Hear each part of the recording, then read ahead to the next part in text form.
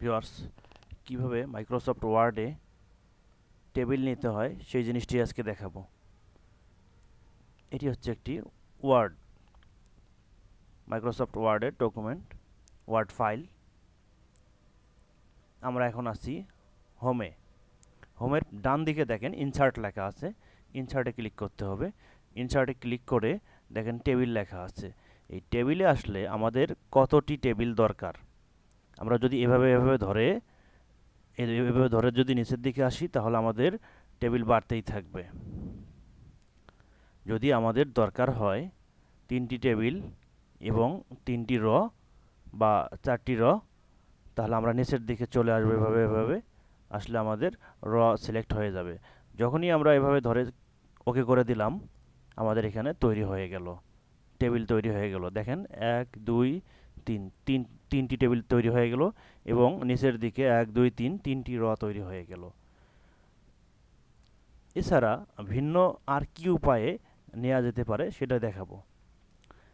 এছাড়াও আপনারা চাইলে টেবিল, ড্র টেবিল আছে এখান থেকে নিতে পারেন, অথবা ইনসার্ট টেবিল আছে এখান থেকে নিতে পারেন। তো ইনসার্ট টেবিলে ক্লিক করবেন। ইনসার্ট টেবিলে ক্লিক করার পরে আপনাদের কলাম কয়টি রাখবে, যদি আপনাদের 5টি কলাম লাগে 5টি নিতে পারেন, যদি আরও বেশি লাগে বেশি নেবেন, কম লাগলে কম নেবেন।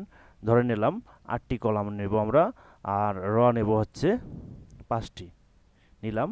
নিয়ে যখন আমরা ওকে করব তখন আমাদের কলাম তৈরি হয়ে যাবে, কলাম এবং র উভয় তৈরি হয়ে গেছে।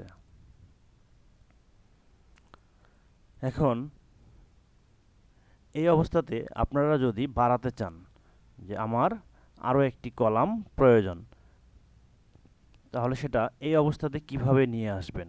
আপনার যেখানে কলামটি ইনসার্ট করার প্রয়োজন বা যেখানে কলামটি বাড়ানোর প্রয়োজন, তার উপর রাইট বাটন ক্লিক করবেন।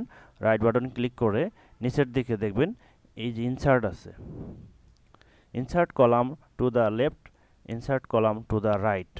যদি আপনাদের ডান দিকে আরও একটি কলামের প্রয়োজন হয় তাহলে রাইট এর মধ্যে ক্লিক করবেন, insert column to the right. যখনই ক্লিক করবেন দেখেন ডান দিকে আরও একটি কলাম তৈরি হয়ে গেছে।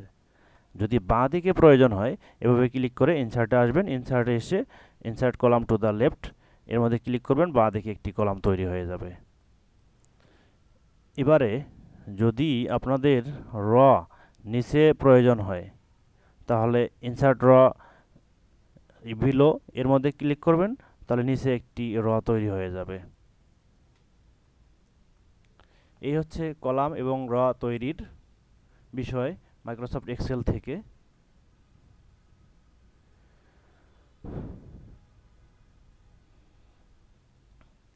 ভিউয়ার্স, আপনাদের জানার বিষয়গুলো ভিডিওর কমেন্ট বক্সে জানাবেন, তাহলে আপনাদের জানতে চাওয়ার বিষয়গুলো সম্বন্ধে ভিডিও তৈরি করব ইনশাআল্লাহ। সঙ্গে থাকার জন্য ধন্যবাদ। আসসালামু আলাইকুম।